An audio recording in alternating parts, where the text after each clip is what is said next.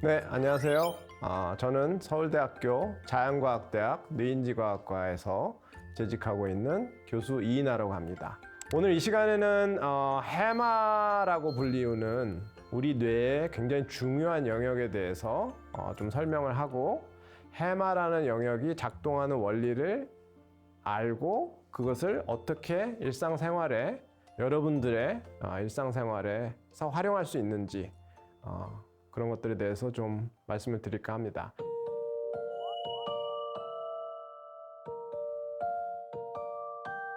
최근에 알츠하이머성 치매가 걸리면 가장 먼저 이 알츠하이머성 치매가 공격하는 영역이 해마이기 때문에, 그래서 해마가 먼저 기능을 잃기 시작하면 그것을 보고 이 사람이 치매 전조 증상이 있다, 뭐 경도인지 장애라고 하죠.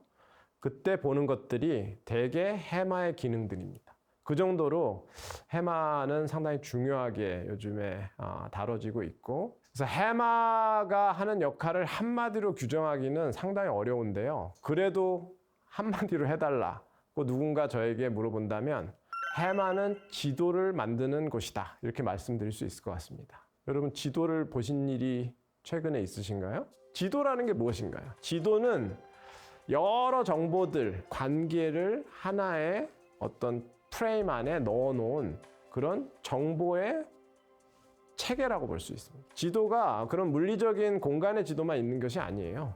여러분, 인간관계도 지도를 표현할 수 있습니다. 여러분, 사회관계망이라고 하죠. 여러분이 아는 흔한 지도는 가계도예요. 가계도. 여러분의 부모와 이렇게 연결되어 있고, 그 밑에 자식들이 있고, 그 밑에 자식들이 있고, 어떤 개체들의 관계를 표현하고 있잖아요. 그래서 우리 뇌가 세상에 대한 모델을 만든다고 하는데, 인지 모델, 그 모델을 만드는 방식의 가장 흔한 방식이 지도를 제작하는 겁니다. 그래서 여러분이 예를 들어서 새로운 곳으로 이사를 갔어요. 그러면 이사 갔을 때는 온 주변이 낯설고, 여기서 지하철역을 어떻게 가야 되는지도 잘 모르고, 하지만 몇 번만 이렇게 동네를 돌아다녀 보시면 금방 지도가 만들어집니다. 지도가 만들어졌다는 걸 어떻게 알 수 있나요? 집을 떠나지 않고도 이따가 지하철역 가야 되는데 어떻게 가야 되지? 그 지도를 떠올려서, 자기 머릿속에 지도를 떠올려서 그 지도를 가지고 활용해서 길을 계획을 할 수가 있습니다. 인지적인 모델이라는 거는 자기가 필요할 때 그냥 떠올려가지고 그걸 가지고 장난감처럼 이리 돌려보고 저리 돌려보고 할 수 있어야 되는 거예요. 그게 해마가 하는 것들이 하는 학습이 그런 정보의 지도를 만드는 것입니다. 그걸 이제 인지적인 지도라고 부르는데 Cognitive Map이라고 부르거든요. 그래서 해마가 여러분의 주변 환경에 대한 지도를 가지고 있다. 지도만 가지고 있는 게 아니고요. 그 지도상의 공간에서 벌어진 일을 또 기억합니다. 그걸 이제 일화 혹은 이벤트, 에피소드라고도 하는데, 여러분이 오늘 우리 집 골목길 이렇게 도는데 갑자기 이상한 애들이 나와가지고 막 담배 피고 있더라. 그런 걸 이제 기억한다고 생각해 보세요. 그게 어떤 공간에서 벌어지죠. 모든 일은 다 공간에서 벌어져요. 공간에서 벌어지지 않는 일을 상상하는 건 인간으로서 어렵습니다. 모든 일은 특정 장소에서 특정한 시간 순서에 따라 이루어지는데, 해마가 그 공간의 지도를 가지고 있으면서 그걸 활용하는 방식 중에 하나가 공간의 곳곳에서 벌어진 일을 기억해요. 그래서 여러분이 동창회 같은 데 가시면 그때 우리 운동장에서 벌어졌던 일 기억한다든지, 그러면서 사람들하고 얘기한다든지. 그래서 해마가 어떤 일을 기억할 때, 특히 이제 일화 기억이라고 하는 거, 자기한테 벌어졌던 이벤트, 에피소드를 기억할 때는 공간이 빨리 떠오르면 굉장히 기억을 하는데 좋습니다. 그때 그 필리핀 여행 갔을 때 같이 갔던 사람이잖아. 그러면 맞아. 그러면서 그 이제 공간이 딱 세팅이 되면 그때 기억이 나타납니다. 그래서 공간이라는 게 뇌가 정보를 학습된 것을 꺼내는데 굉장히 그 큰 역할을 해요. 그래서 공간에 대한 지도가 무너지면, 예를 들어서 알츠하이머성 치매가 걸려서 우리 집 앞인데도 불구하고 버스 정류장에 서 있는데 갑자기 자기가 어디 있는지 몰라요. 공간에 대한 지도가 뜨지 않는 거예요. 그러면 자기가 어디 있는지 모른다는 거는 무엇을 의미할까요? 과거의 기억이 떠오르지 않는 거, 그거를 그냥 단순히 의미할까요? 여러분, 강원도 뭐 아주 칠흑 같은 산 속에서 밤에 산행을 하다가 길을 잃은 적이 있으신지 모르겠지만 그런 적이 있으시다면은 엄청난 공포감이 엄습해 옵니다. 그 이유는 무엇인가? 내가 어디 있는지 모른다는 그런 공포도 있지만 그 공포의 근원은 어디로 가야 될지 모르겠다는 거예요. 즉 치매, 알츠하이머성 치매에 걸려서 자기의 일화기억이 망가지면 한 발짝도 앞으로 나갈 수가 없어요. 왜냐하면 앞으로 나가기 위해서는 과거가 어디로 가라고 얘기를 해줘야 되는데 기억이 얘기를 못 해주기 때문에 이쪽으로 발을 내야 되는지 저쪽으로 발을 내야 되는지 모른다는 상태가 상당히 자기가 위험에 노출되어 있다는 느낌을 주고 공포감이 엄습해 옵니다. 기억의 정말 중요한 역할은 미래를 설계하고 내가 과거에 이랬으니까 앞으로는 이렇게 해야지. 그래서 앞으로 뭘 어떻게 해야 되는지를 마치 배에 이렇게 그 방향을 정하는 혹은 운전석에 있는 핸들과 같은 그런 역할을 하는 겁니다. 근데 그게 핸들을 좌로 꺾을지 우로 꺾을지 그거는 과거의 경험이 말해주는 거예요. 그래서 그 경험이 통째로 날아갔다는 거는 운전석에서 운전대를 잡으면 안 되는 상황이죠. 그죠? 그래서 미래로 항해할 수 있는 그런 자신감이 없어지는 것이고 그게 이제 굉장히 사람을 슬프게 만듭니다. 저 사람한테 접근할 때는 뭐 말을 할 때는 되게 이 사람한테 이렇게 해가지고 하면은 또 잘 들어주더라. 또 이 사람은 또 이런 식으로 안 통하니까 저 사람을 통해서 하고 이런 것도 어떤 지도를 형성하고 있습니다. 그래서 이 세상에서 조금씩 그 자기가 수집한 정보를 가지고 어떤 지도 같은 체계를 만들어서 이 세상은 이렇게 생겼구나. 이런 모델을 자기가 가지고 있다는 것이 굉장히 중요한데 행동을 하거나 의사결정할 때 이게 해마가 하는 일입니다. 그래서 해마가 없어지면 당연히 지금까지 말씀드린 모든 기능이 안 된다고 보면 될 것 같아요. 여러분이 잘 아는 에필랩시, 지금은 뇌전증이라고 부르는데 아마 나이 드신 분들은 이제 간질이라고 많이 알고 계실 거예요. 근데 그 에필랩시가 해마에서 주로 촉발되기도 하거든요. 세포가 너무 흥분을 많이 해가지고 주체할 수 없을 정도로 흥분을 많이 하는 걸 이제 에필랩시라고 부르는데 해마에 있는 세포들이 계속 뇌전증에 노출되다 보면 다 죽습니다. 그리고 생활이 안 되고 그래서 이 윌리엄 스카빌이라는 사람이 해마를 다 이 헨리 몰레이슨이라는 환자의 해마를 다 적출하기로 결정을 했어요. 그 당시에는 이런 수술은 거의 안 하는 수술인데 이분이 또 굉장히 모험적인 수술을 막 하는 그런 대담한 의사로 좀 유명했다고 하죠. 그래서 해마를 다 적출하다 보니까 이 HM이라는 환자의 뇌전증은 호전이 됐는데 이 사람이 이제 기억을 못 하는 거예요. 그래서 이 스카빌이라는 사람이 의사가 이게 뭐가 내가 뭘 잘못했나? 뭐가 잘못됐다는 걸 알고 이 브렌다 밀러라는 그 당시 캐나다 맥길 유니버시티의 그 심리학자한테 가서 이 HM이라는 되게 특이한 환자가 있는데 내가 해마를 없앴더니 독특한 기억만 사라지고 다른 기억은 그대로 있더라. 그게 이제 지금 저희가 알고 있는 절차적 기억은 살아남고 서술적 기억만 다 없어진 거예요. 그리고 새로운 서술적 학습을 할 수 없고 즉 새로운 에피소드를 겪어도 이 사람은 그게 남질 않는 거예요. 그래서 누굴 만나면 HM입니다 하고 소개하고 10분 있다 그 사람 만나면 또 소개해요. HM입니다. 그러니까 그 사람을 만났다는 걸 기억을 못 하는 거죠.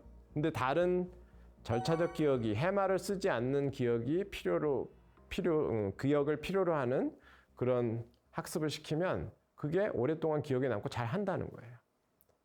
그래서 예를 들어서 뭐 이 별 모양을 따라 그리는 과제가 있어요. 근데 별 모양을 종이에 있는 별 모양을 따라 그리는데 자기 손을 못 보게 하고 자기 손을 거울로만 보게 하면 거울에는 자기가 움직이는 방향하고 손이 반대로 움직이잖아요. 맨 처음에는 막 이걸 따라하는 게 되게 어렵습니다. 그러다가 점점 우리 손해나 선조체나 이런 게 학습을 합니다. 그럼 거울을 보고 이렇게 잘 그리게 돼요.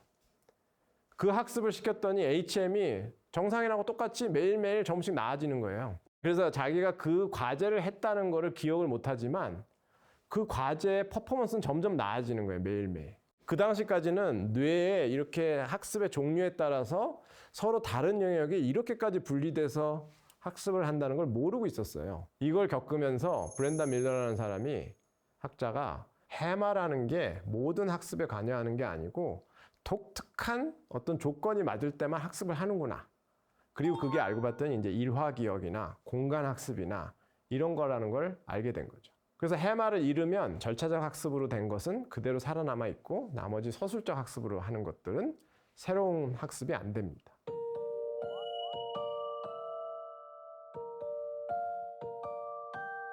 (2014년에) 노벨 생리의학상을 이 해마 연구를 하는 세 분이 받았어요. 모든 포유류에는 해마가 들어있거든요. 쥐가 이렇게 공간을 돌아다닐 때 쥐의 해마에 있는 세포 하나가 정보 처리하는 거를 계속해서 추적을 했더니 이 세포가 보니까 쥐가 공간에서 특정한 위치에 갈 때만 활동을 하는 거예요. 그리고 그 공간에서 빠지면 다른 곳으로 가면 조용히 있습니다. 그리고 그 공간에 다시 오면 다시 활동을 하고. 그래서 이 오키프라는 분이 이게 근데 이 세포가 마치 장소를 기억하는 것 같다. 그래서 장소세포라고 이름을 붙였어요. 해마에는 장소세포가 있다. 플레이스 셀이라고 해서 마치 우리 그 GPS처럼 GPS도 어떤 좌표에 가면은 여기 있다고 이렇게 딱 얘기해 주죠.